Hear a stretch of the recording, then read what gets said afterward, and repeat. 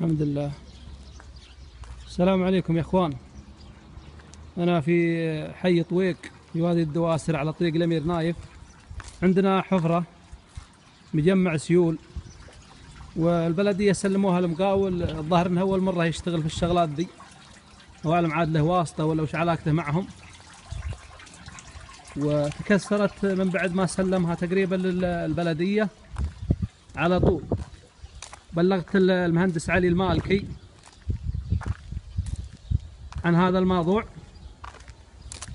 مرتين تقريبا.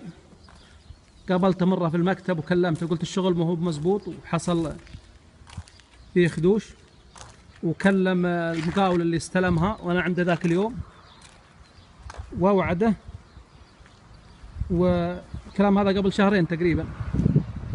وتكسرت زيادة، وصورت له صور بالواتساب مسجلها عندي حاليا وارسلتها له، ورد علي رسالة قال اني كلفت عبد الله الزيتون، طبعا مصري عندهم مراقب، كلفته بهذا الموضوع. وتواصلت مع عبد الله الزيتون قبل تقريبا اسبوعين او 3 اسابيع، وقال كل يوم يقول بجيك بكره، بعد بكره، الاسبوع الجاي.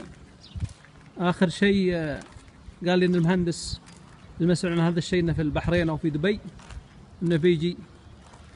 وما زالت على هالحاله.